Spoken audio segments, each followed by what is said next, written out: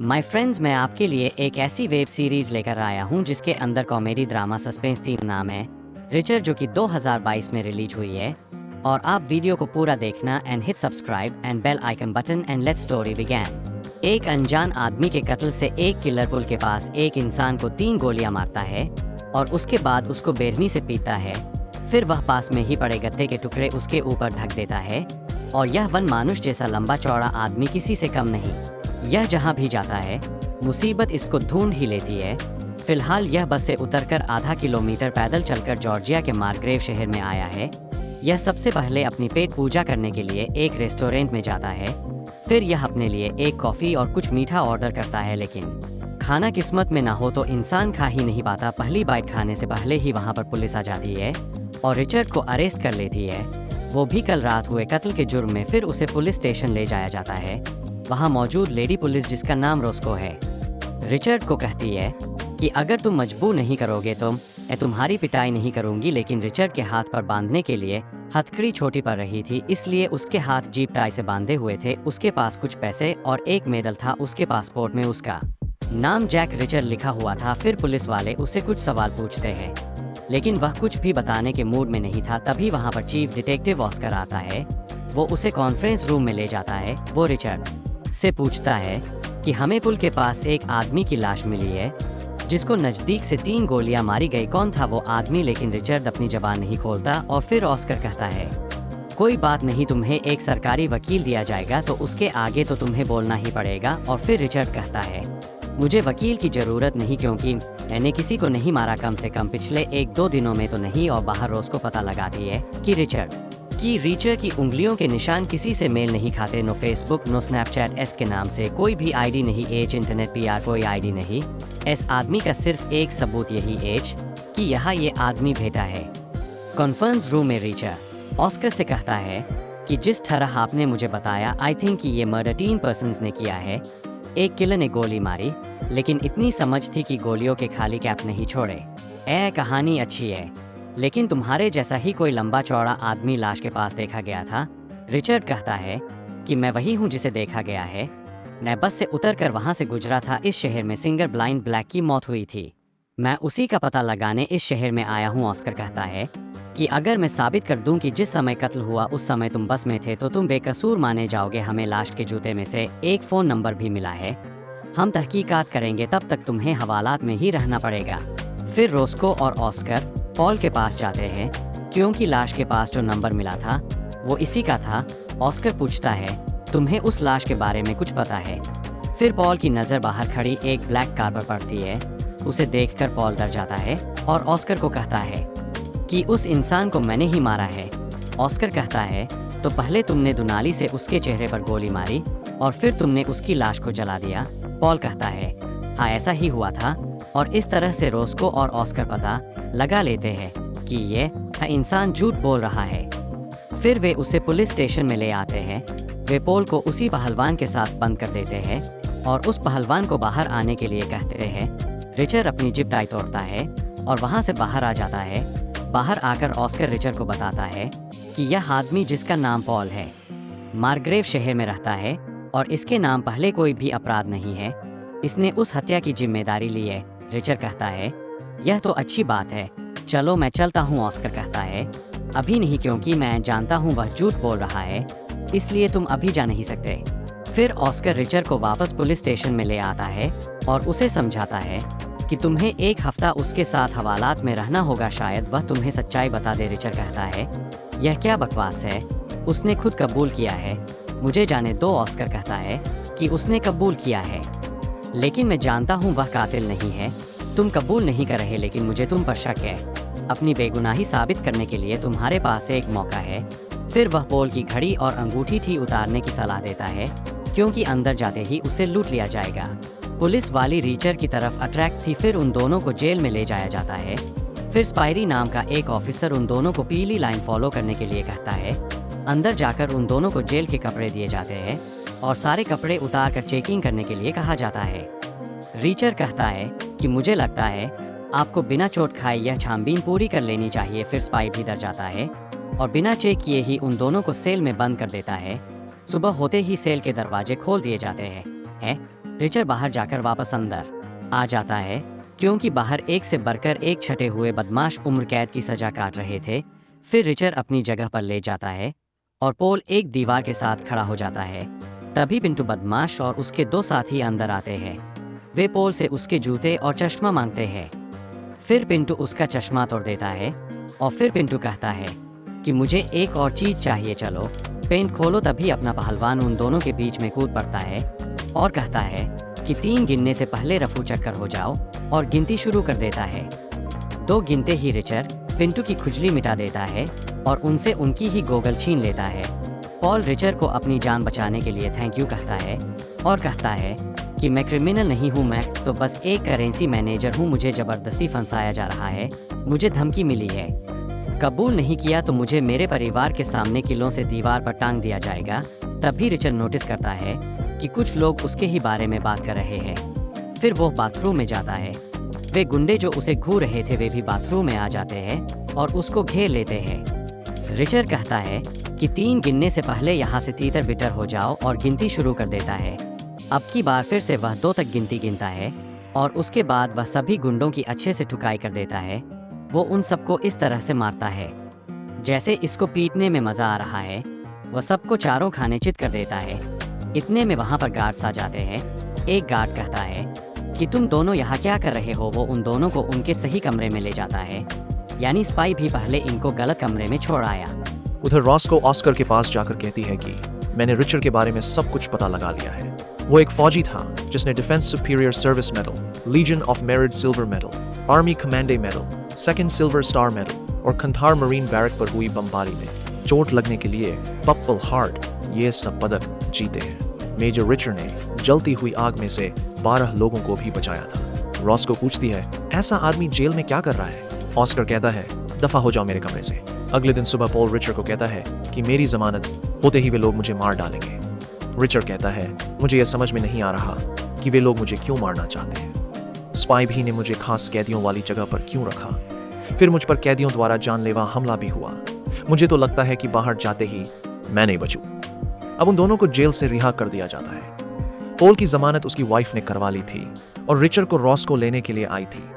वो रास्ते में उसे बस के सीसीटीवी कैमरा की फुटेज दिखाती है जिससे साबित हो गया था कि जिस समय कत्ल हुआ रिचर्ड उस समय बस में था। फिर रिचर्ड रॉस्को के साथ नए कपड़े लेने जाता है।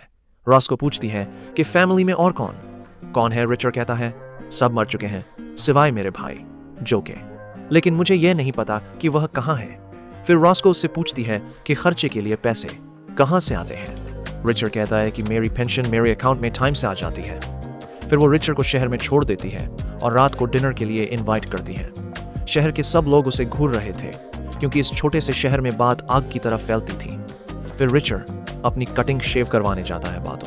बातों में रिचर्ड पूछता है कि सामने ने जो बूथ लगा है उसमें अभी पॉलिश हुई है। बार बताता है कि इस शहर के सारे काम मिस्टर क्लाइन देखते हैं। इस शहर में सभी बड़े बिजनेस उन्हीं के हैं। इतने में वहां एक ब्लैक कार में क्लाइन का पोता आ जाता है और उसके साथ उसका सन की कजिन भी था। रिचर्ड उसके पास जाता है और पूछता है क्या चाहिए।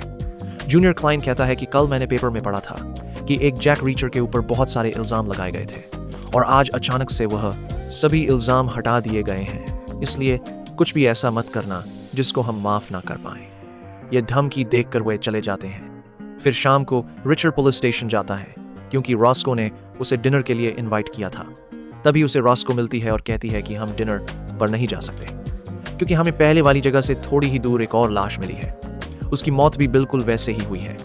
तभी ऑस्कर आ जाता है और पूछता है क्या पॉल ने जेल में तुमसे कुछ कहा। रिचर्ड कहता है उसने मुझे कुछ नहीं बताया। फिर ऑस्कर उसे कहता है हमें बस से जो फुटेज मिली है उसमें तुम्हारा चेहरा साफ नहीं था। जब तक फॉरेंसिक की रिपोर्ट नहीं आ जाती तुम हमारी निगरानी में रहोगे। बेहतर यही होगा कि तुम इस केस में हमारी हेल्प करो। फिर जब वे मुर्दा घर जाते हैं तो लाश देखकर रिचर्ड गुस्सा हो जाता है क्योंकि यह उसका भाई जो था। ऑस्कर पूछता है एक ही समय में तुम दोनों भाई इस टाउन में क्या कर रहे थे। रिचर्ड कहता है कि मैंने तुम्हें पहले भी बताया था, मैं ब्लाइंड ब्लैक के लिए आया था क्योंकि मेरे भाई ने ही बताया था कि उसकी मौत इस शहर में हुई थी। ऑस्कर कहता है कि मैं तुम्हें दोबारा किसी बहाने से अंदर कर दूंगा। फिर रिचर्ड उसे धक्का देता है। तभी रोज को बीच में आ जाती है और रिचर्ड को जाकर कार में बैठने के लिए कहती है। कार में रोज को रिचर्ड से पूछती है तुम क्या सोच रहे हो? रिचर्ड कहता है कि जिन लोगों ने भी मेरे भाई को मारा है, मैं उन सब का पता लगाऊंगा और उन्हें मौत के घाट उतार दूंगा। और इसी के साथ फर्स्ट एपिसोड एंड हो जाता है। सेकंड एपिसोड में हम देखते हैं ऑस्कर गाड़ी को पुलिस स्टेशन ले जाता है। फिर नीचे उतरकर रिचर्ड शहर की तरफ चलाएगा पड़ता है। फिर ऑस्कर रोस्को को इस पहलवान को रोकने के लिए कहता है, वरना यह पूरे शहर को तबाह कर देगा। फिर रोस्को अपनी गाड़ी में उसका पीछा करती है। फिर अचानक से रिचर्ड उसकी आंखों से ओझल हो जाता है, लेकिन तभी वो अचानक से उसकी गाड़ी के सामने आ जाता है और कहता है कि मेरी तहकीकात में विघा मत डालो।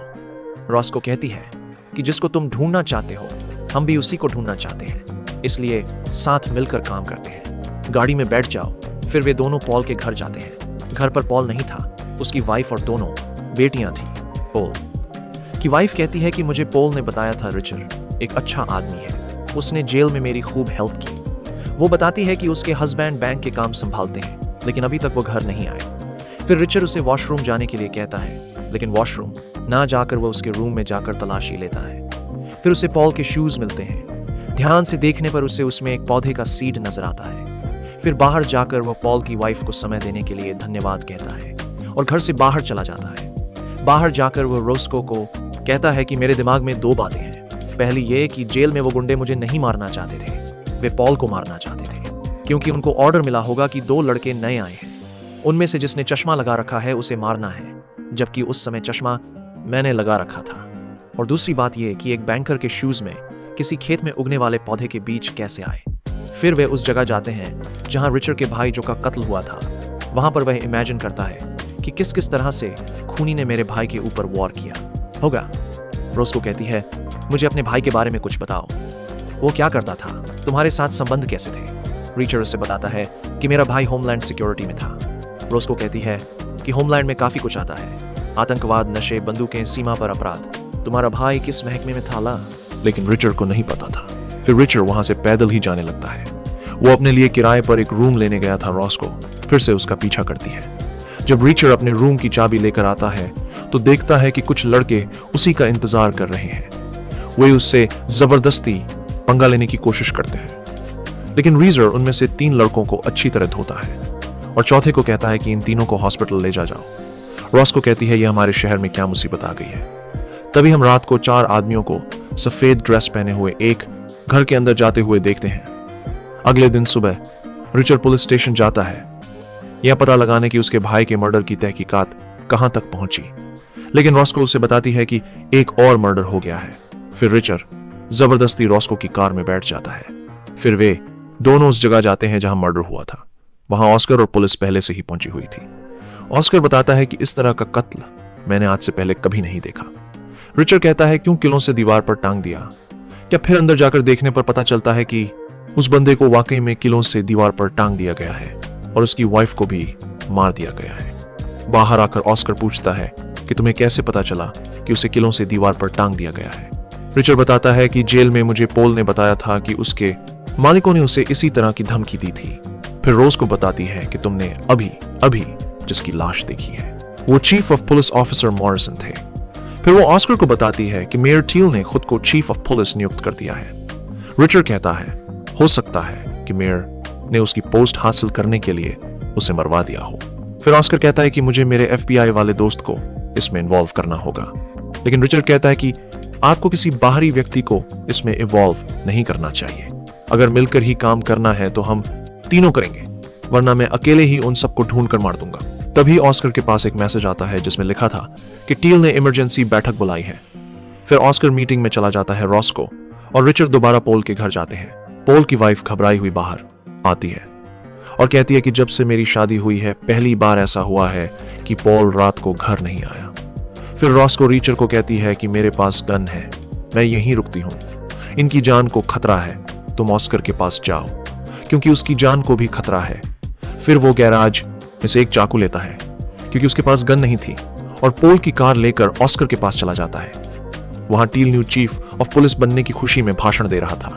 तभी एक आदमी उठकर कहता है कि 20 सालों से इस शहर में कोई कत्ल नहीं हुआ और अब एक लंबा चौड़ा आदमी हमारे शहर में आया और एकदम से 4 कत्ल हो गए। फिर सभी लोग चिल्लाते हैं कि उसको अरेस्ट करो। उनको ये नहीं पता था कि वो आदमी पीछे ही खड़ा है। तभी वहां पर मिस्टर क्लाइनर आते हैं और उन सभी को शांत करते हैं। वे बताते हैं कि उस लंबे चौड़े आदमी का नाम रीजर है, खुद उसके भाई का भी कत्ल हो गया है। इसीलिए वो भी आप जैसे कातिल के बारे में जानना चाहता है। किसी को भी उनसे डरने की जरूरत नहीं है। हमें चीफ डिटेक्टिव ऑस्कर और new chief of police mister Teal पर भरोसा रखना चाहिए। फिर मीटिंग खत्म होने के बाद ऑस्कर मिस्टर टील के पास जाता है और कहता है कि मैं कातिलों के पैटर्न को जानने की कोशिश कर रहा हूं। लेकिन मिस्टर टील कहते हैं कि इसमें कोई पैटर्न नहीं है। ऑफिसर मॉरिसन ने अपनी ड्यूटी के दौरान हजारों अपराधियों को गिरफ्तार किया। उनमें से कोई रिहा हो गया होगा और अपनी दुश्मनी निकाल ली होगी। जाकर रिहा हुए कैदियों की लिस्ट पर ध्यान दो।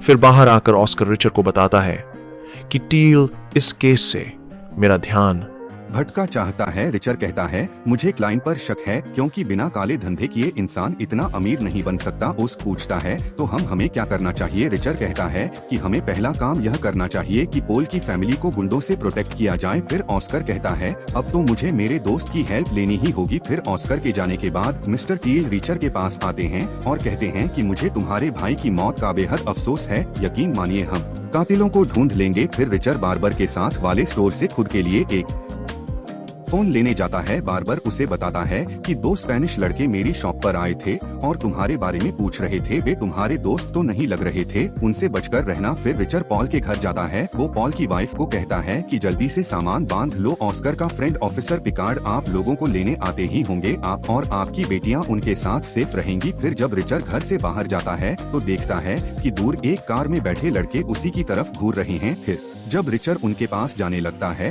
तो वे वहां से चले जाते हैं। फिर वो अंदर जाकर कहता है कि अभी की अभी निकलो यहाँ से। इतने में वहाँ पर ऑफिसर पिकार्ड आ जाते हैं। रिचर उनकी आईडी चेक करता है और सभी को उनकी कार के अंदर बिठा देता है। ऑफिसर पिकार्ड कहते हैं कि ऑस्कर मेरे भाई जैसा है, उसने मुझे इनकी हिफाजत का काम दिया है, तो मैं अपने ऑफिस की छुट्टी लेकर भी इनकी हिफाजत करूंगा। फिर रिचर स्वाइप के पास जाने की बात करता है। रोस्को कहती है वो तुम्हें कुछ नहीं बताएगा। रिचर कहता है बताएगा, बस पूछने का तरीका आना चाहिए। फिर वह स्वाइप के पास कॉल करता है और कहता है कि मैं ऑफिसर ऑस्कर बोल रहा हूँ। कुछ दिन पहले तुम्हारी जेल में रिचर नाम का एक कैदी आया था। उसके साथ जेल में अच्छा व्यवहार नहीं हुआ, इसलिए वह तुम पर केस करने वाला है। मुझे इसी रिगार्डिंग तुमसे बात करनी है। फिर स्वाइप उसे एक बार में आने के लिए कहता है। फिर जब रिचर स्वाइप से मिलता है तो स्वाइप कहता है कि मुझे तुम्हारे बोलने के अंदाज से समझ आ गया था कि तुम अश्वथ ऑफिसर ऑस्कर नहीं हो। चलो मुझसे मिलने से पहले मेरे साथियों से मिल लो। फिर वहाँ पर वही 2 स्पेनिश लड़के आ जाते हैं। वे रिचर को कार की डिग्गी में लेटने के लिए कहते हैं। रिचर कहता है भूल जाओ, ये बहुत छोटी है। फिर वो उन दोनों पर टूट पड़ता है। वे स्पेनिश लड़के भी लड़ाई में कम नहीं थे, वे प्रोफेशनली ट्रेड थे। तभी वहाँ पुलिस आ जाती है और वह तीनों ही वहाँ से खिसक लेते हैं। फिर रिचर पुलिस स्टेशन जाता है। वो ऑस्कर और रोस्को को बताता है कि मैं स्वापी से पूछताछ नहीं कर पाया, मेरी जिनसे फाइट हुई थी वे पहले फौजी थे, वरना मैं उनको 10 सेकंड में सुला देता। फिर रिचर स्वाइप के घर जाने लगता है। ऑस्कर कहता है कि उस्ताद जी अब अपने रूम में जाकर आराम करो, यह काम मुझ पर छोड़ दो। फिर वो रोस्को को कहता है कि तुम रिचर को उसके होटल छोड़ दो, लेकिन रोस्को रिचर को होटल नहीं लेकर जाती बल्कि बार में लेकर जाती है। वे दोनों वहां जाकर बियर पीते हैं और डांस करते हैं। उसके बाद वे दोनों रोस्को के घर जाने लगते हैं, लेकिन तेज बारिश के कारण रास्ता बंद था। तभी एक पुलिस वाला उन्हें आगे जाने से रोकता है। फिर वे दोनों पास के ही एक होटल में रूम ले लेते हैं और रात वहीं पर बिताते हैं। फिर सुबह होने पर जब वे दोनों रोस्को के घर जाते हैं तो देखते हैं कि उसके घर का दरवाजा खुला पड़ा था। रोस्को अपनी कार में से गन निकालकर लाती है। घर के अंदर जाने पर पता चलता है कि घर के अंदर रात में कुछ लोग आए थे, उन्हें घर में कोई भी नहीं मिला, इसलिए वे वहां से चले गए। लेकिन जाते जाते वे एक मैसेज छोड़ गए, सी यू सून। इसी के साथ सेकंड एपिसोड का भी एंड हो जाता है। थर्ड एपिसोड में हम देखते हैं कि स्थिति तनावपूर्ण हो गई थी, इसलिए रिचर रोस्को से एक गन की डिमांड करता है। फिर रोस्को उसे एक गन देती है जो उसके खुद के ही नाम पर थी। यह गन भी रिचर की ही तरह हट्टी कट्टी थी। फिर बाहर जाकर रिचर गन चलाकर देखता है, क्योंकि हथियार को जब तक चलाकर ना देखा जाए उस पर भरोसा नहीं करना चाहिए। फिर रिचर और रोस्को ऑस्कर के पास जाते हैं। रोस्को ऑस्कर को बताती है कि कल रात वे लोग मुझे भी मारने आए थे, मैं घर पर नहीं थी, इसलिए वे एक धमकी छोड़ गए हैं। फिर वे फॉरेंसिक लैब में जाकर जैस्पर से मिलते हैं। जैस्पर उन्हें बताता है कि दूसरी लाश पीट जोबलिन की थी, वह ट्रक चलाता था, उसकी उम्र 43 साल थी, वह शादीशुदा है और अटलांटा में उसका एक घर भी है। उसके नाम कोई आपराधिक कंप्लेंट नहीं है सिवाय 2018 में गलत ड्राइविंग के मामले के। फिर रोस्को के पास सीक्रेट सर्विस ऑफिसर मोली बेथ का फोन आता है वह बताती है कि मैं जो के साथ काम करती हूँ। फिर फोन को रिचर ले लेता है और कहता है कि जो मर चुका है मैं उसका भाई बोल रहा हूँ। क्या आप बता सकते हैं कि वह मार्गरेट जॉर्जिया में क्यों आया था? वो बताती है कि मुझे एग्जैक्ट नहीं पता, लेकिन वो कोई खुफिया मिशन पर था। रोज को पूछती है वह किस तरह का काम संभालता था। मोली बताती है कि वह नकली नोट और जालसाजी का काम संभालता था। उसने मुझे एक बार कहा था कि मैं जालसाजी का धंधा पूरी तरह से बंद करवा के रहूंगा। फिर रीचर कहता है क्या आप उसकी फाइलों की हार्ड कॉपी दे सकते हैं? यह बात किसी को भी पता नहीं चलनी चाहिए। मोली वेद कहती है कि कॉपी तैयार करने में 1-2 दिन लग जाएंगे। फिर वहाँ से बाहर निकलकर ऑस्कर कहता है नकली नोटों के लिए इतने कत्ल? रिचर कहता है लोग तो $20 के लिए जान ले लेते हैं, यह तो बड़ा मामला लगता है। फिर ऑस्कर कहता है कि मैं स्पाई भी के घर जाऊंगा, वह दूसरे राज्य में पड़ता है। तब तक तुम यह पता लगाओ कि 2018 में उस ट्रक ड्राइवर पर क्या मुकदमा चला था और ठंडे दिमाग से काम लेना। फिर रोज को पुलिस स्टेशन जाती है।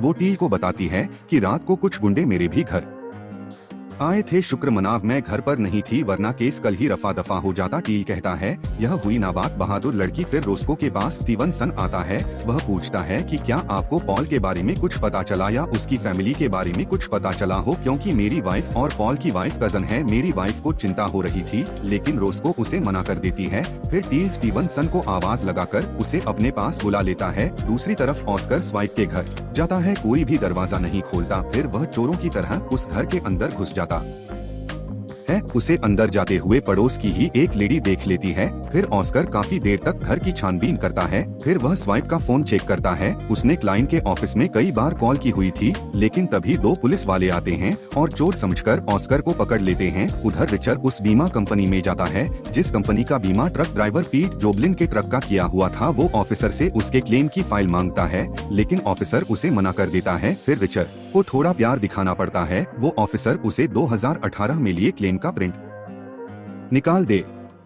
उधर ऑस्कर की भी जमानत हो गई थी। वो पुलिस वाला उससे माफी मांगता है, क्योंकि उन्हें नहीं पता था कि यह चीफ डिटेक्टिव ऑस्कर है। रोस्को पुलिस वालों पर गुस्सा हो जाती है, क्योंकि उन्हें इतनी भी समझ नहीं थी कि चोर कभी कोट पैंट पहनकर चोरी करने नहीं जाते। फिर वे तीनों एक रेस्टोरेंट में मिलते हैं। रिचर बताता है कि जिस कंपनी के वे ट्रक थे वे क्लाइंट इंडस्ट्रीज के लिए काम करते हैं। जब ट्रक वाला मुसीबत में फंस गया था तो क्लाइंट ने ही उसकी कानूनी फीस भरी थी। ऑस्कर बताता है कि मैं स्वापी के घर गया था, ऐसा लगता है कि वह शहर छोड़कर भाग गया है, लेकिन भागने से पहले उसने कई बार क्लीनर के ऑफिस में कॉल की थी। सारे सबूत क्लाइंट की तरफ इशारा कर रहे हैं। हो सकता है कि नकली नोट एक जगह से दूसरी जगह पर सप्लाई करने के लिए उन्हें ट्रकों की जरूरत पड़ती हो। आगे का रास्ता कांटों भरा है। पोस्ट बताता है कि गैर कानूनी ढंग से इकट्ठा किए सबूत मान्य नहीं होते। फिर रिचर और ऑस्कर क्लीनर के ऑफिस में जाने का फैसला करते हैं। रिचर बचा हुआ खाना एक डॉगी के लिए ले जाता है, जिसका मालिक उसे अक्सर पानी और खाने के लिए कुछ नहीं देता था। फिर ऑस्कर के पूछने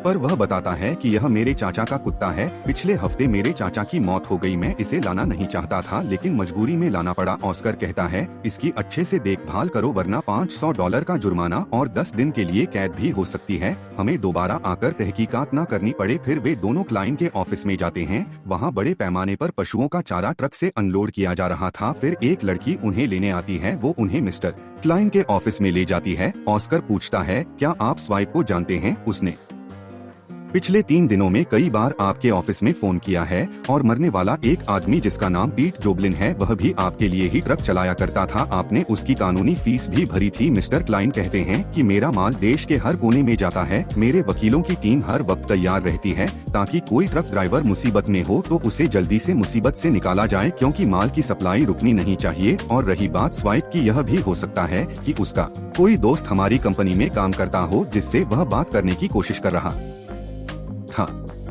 कि आप लोग अपना काम कर रहे हैं, लेकिन यह बात मत भूलो मैंने इस शहर के लिए अपना बहुत सारा पैसा लुटाया है, और अब मैं कत्ल से जुड़े सवालों के जवाब देते हुए अपमानित महसूस कर रहा हूँ। ऑस्कर कहता है मैं ईमानदारी से अपनी ड्यूटी कर रहा हूँ, फिर सामने चाहे जो भी हो मैं सवाल करूँगा। क्लेनर कहता है कि अगर बिना सबूत के मेरा टाइम खराब करोगे तो मार्गरेट की जनता तुम पर खुश नहीं होगी, इसलिए चले जाओ यहाँ से। ओस्ट जाने से पहले उसे धमकी देता है कि आप शहर के बाप होंगे, मेरे नहीं। अगर मेरी तहकीकात में बाधा डाली तो मैं तुम्हारे हलक में हाथ डालकर तुम्हारा क्ले खींच लूंगा। उसका डायलॉग सुनकर रिचर को हंसी आ रही थी। फिर क्लाइंट सिक्योरिटी बुलाता है। वे सिक्योरिटी वाले उन्हें बाइज्जत बाहर का रास्ता दिखाते हैं। रिचर कहता है, यह जो तुमने डायलॉग मारा है तुम पर बिल्कुल सूट नहीं करता। गाड़ी में भी रिचर ऑस्कर के डायलॉग का मजाक उड़ाता है। फिर रिचर उसे कहता है कि आपको अब अपने घर में नहीं रहना चाहिए वरना आपका भी वह हाल हो सकता है जो ऑफिसर मॉरिसन का हुआ था। अब आपके पास थोड़ा बहुत कैश और एक नकली नाम होना चाहिए। फिर रोस्को और रिचर ऑस्कर का सामान बांधने में उसकी हेल्प करने के लिए जाते हैं। ऑस्कर कहता है कि रिचर तुम कोई जल्दबाजी मत करना। रिचर कहता है कि क्लाइंट का पर्दाफाश करना मेरा आखिरी काम है, पहला नहीं। मेरे पास काफी समय है मेरे भाई की मौत का बदला लेने के लिए। रोस्को कहती है कि हमारे पास 3 सुराग थे, पोल स्वाइप और पीट जबलिया। पोल लापता है और पीट जोबलिन मारा गया। रिचर कहता है तो मैं स्वाइप को ढूंढूं, उसने मुझे एक बार में बुलाया था, जरूर उसे वहाँ कोई जानता होगा।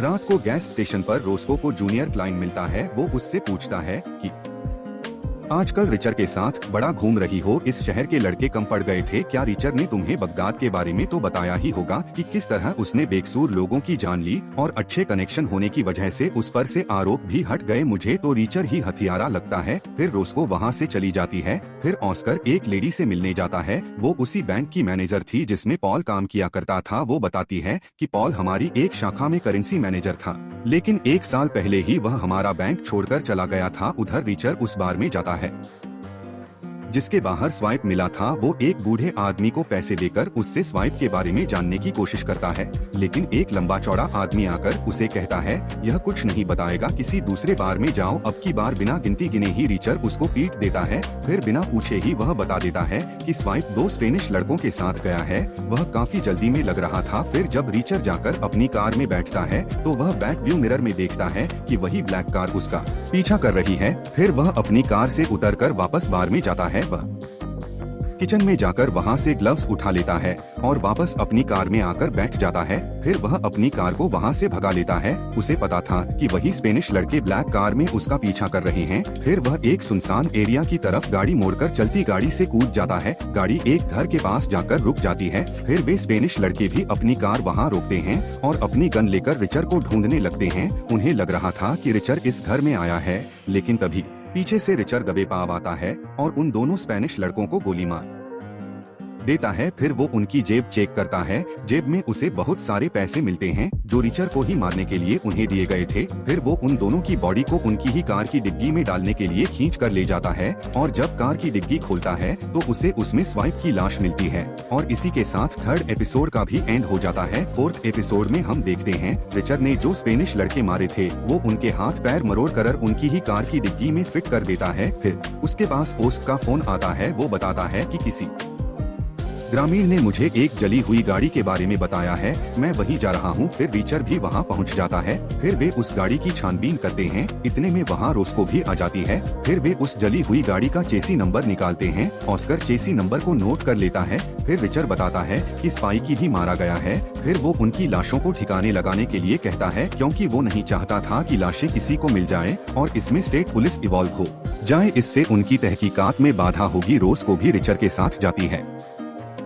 उन लाशों की दुर्दशा देखकर रोस्को रिचर से पूछती है कि बगदाद में क्या हुआ था। रिचर बताता है कि उस समय वह अपनी ड्यूटी कर रहा था। स्थानीय बच्चे अक्सर वहां पर फुटबॉल खेलने आते थे। एक रात मैंने बच्चों की आवाज सुनी। फिर मुझे पता चला कि बगदाद के कुछ लोग उनके साथ बुरा काम कर रहे थे। फिर मैंने उन्हें ठोक दिया। फिर इराकी पुलिस ने मुझसे कुछ सवाल जवाब किए और पाया कि मैंने जो कुछ भी किया बिल्कुल ठीक किया। क्या तुम्हें और भी कुछ जानना है? रोस्को कहती है नहीं। फिर वे स्पेनिश लड़कों की कार लेकर एयरपोर्ट उठ जाते हैं और उसे वहां पर पार्क कर देते हैं। यह काम वे बिल्कुल छुपते छुपाते और अक्लमंद से करते हैं ताकि किसी भी सीसीटीवी कैमरे में उनका चेहरा न आए। फिर वे पास में ही एक होटल रूम लेने जाते हैं। रिसेप्शन पर रिचर कहता है कि हमें रूम 3रे फ्लोर से ऊपर का चाहिए। रोस्को पूछती है इतना कैश कहां से आया? रिचर बताता है कि उन लोगों को मुझे मारने के मोटे पैसे मिले थे। यह वही पैसे हैं। जब वे रूम में जाते हैं तो उनके पास मोली बथ का फोन आता है। वो बताती है कि मुझे जो की फाइलों में से महत्वपूर्ण जानकारी मिली है, मैं सुबह तक उनको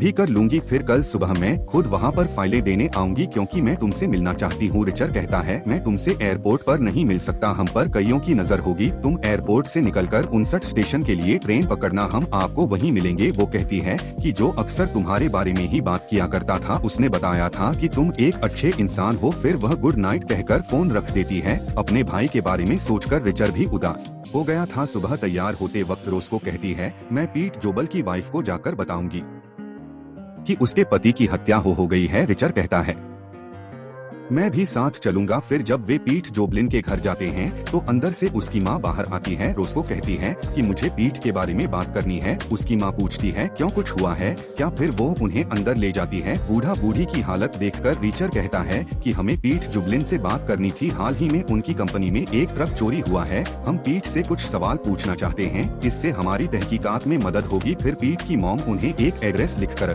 देती है जहाँ वह अपनी वाइफ के साथ रहता है। बाहर जाकर उसको उससे पूछती है कि तुमने सच क्यों नहीं बताया। वो कहता है कि वे इमोशन हो जाते और मेरे पास इतना समय नहीं है। दूसरी तरफ टील ऑस्कर को अपने पास बुलाता है और कहता है कि मैंने सुना है तुमने क्लाइन को धमकी दी है। मेरी बात ध्यान से सुनो, क्लाइन मार्ग्रेव शहर के महत्वपूर्ण बाशिंदों में से एक है, इसलिए आइंदा मुझे उनसे बदसलूकी की कोई भी कंप्लेंट नहीं मिलनी चाहिए। और हाँ, अब से बिना मेरी इजाजत तुम इस केस पर काम नहीं करोगे, वरना अपनी जॉब से हाथ धो बैठोगे। तभी स्टीवनसन आकर ऑस्कर को कहता है कि आपके पापा का फोन आया है। फोन ऑस्कर के पापा का नहीं बल्कि उसके दोस्त पिकार्ड का था। वे कोडवर्ड में बातें कर रहे थे। पिकार्ड ऑस्कर को कहीं आने के लिए कहता है, लेकिन ऑस्कर कहता है कि मैं अपने दोस्तों को भेज दूंगा। फिर पिकार्ड पोल की वाइफ को कहता है कि मुझे एक जरूरी इंफॉर्मेशन देने के लिए खुद जाना होगा, कुछ ही घंटों में मैं वापस आ जाऊंगा। तब तक यह गन तुम्हारी रक्षा करेगी, अगर इसे चलाते समय हिचकिचाई तो तुम्हारी जान भी जा सकती है। फिर रोस्को और रिचर्ड ट्रक ड्राइवर पीट जोबलिन की वाइफ से मिलने जाते हैं। वे उसे बताते हैं कि तुम्हारे हस्बैंड की मौत हो चुकी है। वो औरत कहती है, तो फिर क्या हो गया, मुझे कोई अफसोस नहीं। वो बताती है कि पीट जोबलिन अपने मालिक क्लाइन से हेराफेरी करता था, मैं उसे रोकती थी तो हमारा झगड़ा भी होता था। वो एयर कंडीशन लेकर मायामी जाया करता था। फिर वो उन्हें गैरेज लेकर जाती है और कहती है कि शायद 1-2 यूनिट यहाँ भी पड़े होंगे, मैंने कभी चेक नहीं किया, तुम खुद ही देख लो। चेक करने पर पता चलता है कि वे एयर कंडीशन के बॉक्स खाली थे। वो बताती है कि जब भी पीट के पास फोन आता था वो साथ ही साथ घर से चला जाता था। उसके बाद कई दिनों तक वो घर नहीं लौटता था। अब मैं ये घर बेचकर हमेशा के लिए अपने मॉम डैड के पास जा रही हूँ। फिर रिचर्ड के पास ऑस्कर का फोन आता है और वो उन्हें एक एड्रेस देता है जहाँ उन दोनों को नॉर्मल वर्दी में पिकार्ड से मिलना था। रास्ते में रिचर्ड बताता है कि पीट जोबलिन जरूर उन खाली बक्सों में नोट लेकर जाता होगा और उसमें से वह हेराफेरी भी करता होगा। उम्मीद है जो कि फाइलों में हमें सब कुछ क्लियर हो जाएगा। फिर वे एक पतली गली में पिकार्ड से मिलने जाते हैं। पिकार्ड उनको उस जली हुई गाड़ी की डिटेल देने वाला था। पिकार्ड बताता है कि वह गाड़ी भाड़े की थी जिसको किसी रोन हैसी के नाम से बुक किया गया था। इसी नाम से मार्ग्रेव से 40 मील की दूरी पर एक होटल रूम भी बुक किया गया था। रिचर्ड कहता है, इस नाम को मेरा भाई यूज किया करता था। फिर पिकार्ड उसे होटल का एड्रेस देता है और वहां से चला जाता है। फिर वे उस होटल में जाते हैं और रिसेप्शन पर पूछते हैं क्या रोन हैसी अपना कोई सामान भूल गया है। रिसेप्शनिस्ट बताता है कि हाँ, वो एक सूटकेस था जिसको 20 मिनट पहले कोई ले गया है। फिर रिचर्ड रोस्को से पूछता है कि अगर एक भारी ब्रीफकेस लेकर तुम्हें होटल से भागना हो तो तुम क्या करोगी। वह कहती है कि मैं जरूरी सामान निकालकर ब्रीफ केस को फेंक दूंगी। फिर वे डस्टबिन में देखते हैं, वहाँ जो का ब्रीफ केस पड़ा था उसमें रिचर्ड को अपने भाई का सूट मिलता है और सूट में से एक पर्ची मिलती है। उस पर्ची में कुछ कोडवर्ड में बातें लिखी हुई थी। तभी उनके ऊपर कोई गोलियां चलाता है। फिर रिचर्ड और रोस्को दोनों अलग अलग रास्ते भागते हैं। गुंडे गाड़ी से रिचर्ड का पीछा करते हैं और एक जगह पर जाकर गाड़ी फंस जाती है। फिर रिचर्ड उनमें से एक आदमी को तो ठिकाने लगा देता है, लेकिन दूसरा रिचर्ड का पीछा करता है। वो रिचर्ड को गन पॉइंट पर ले लेता है और उसे शूट करने ही वाला था कि रोस्को उसका भेजा उड़ा दे देती है। जब यह बात ऑस्कर को पता चलती है तो वह कहता है कि और कितनी लाशें गिराओगे यार। रोस्को पूछती है कि पिकार्ड ने जो एड्रेस दिया था उस एड्रेस पे हमसे पहले कोई और कैसे पहुंच गया। ऑस्कर कहता है कि शायद जब पिकार्ड का फोन मेरे पास आया तब दूसरी लाइन पर से किसी ने हमारी बातें सुन ली होगी। उसे स्टीवनसन पर शक था, लेकिन रोस्को कहती है कि मुझे विश्वास नहीं हो रहा वो उनके साथ मिला होगा, लेकिन कुछ भी हो सकता है हम किसी पर विश्वास नहीं कर सकते। फिर रोस्को ऑस्कर को मार्ग्रेव से बाहर एक बंद पड़े घर में बुलाती है। वहाँ वे सब मिलकर उस पर्ची पर जो कोड लिखे हुए थे उनको क्रैक करने की कोशिश करते हैं, लेकिन सब कुछ उनकी समझ से बाहर था। उस पर पीट की गैराज के बारे में लिखा हुआ था, जबकि उस गैराज में पहले ही वे जाकर चेक कर चुके थे। वहाँ खाली बॉक्स के अलावा कुछ भी नहीं था और उस पर्ची में लिखा था ग्रेस क्लीनर फाइल। दोस्तों, ग्रे पुलिस वाला था जिसने रोस्को को उसके मॉम डैड की मौत के बाद उसके पिता की तरह ही पाला था।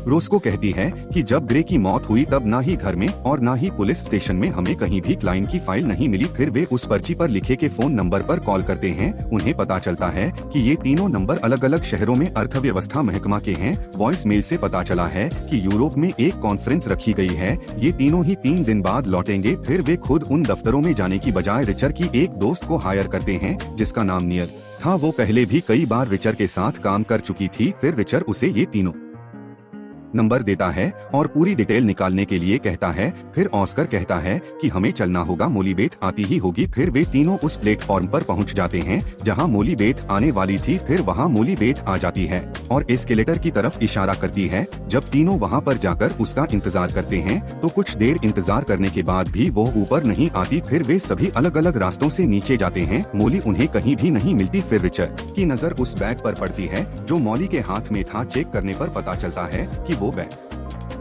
बिल्कुल खाली था। फिर रिचर पटरी पर थोड़ा आगे जाकर देखता है, उसे मॉली मिल जाती है, लेकिन किसी ने मॉली के पेट में चाकू मार दिया था। वो रिचर को देखकर कहती है, जो और इसी के साथ 4th एपिसोड का भी एंड हो जाता है। दोस्तों, अब तक आपने रिचर के 4 एपिसोड देख लिए हैं और 4 बाकी रह गए हैं जिनमें सस्पेंस कूट कूट कर भरा हुआ है। अगले 4 एपिसोड मैं नेक्स्ट वीडियो में लेकर आऊंगा, इसलिए आप हमारे चैनल को सब्सक्राइब करके बेल आइकॉन जरूर दबा देना ताकि मैं उसके नेक्स्ट एपिसोड लेकर आऊं, आप लोगों को पता चल सके। Thank you for watching.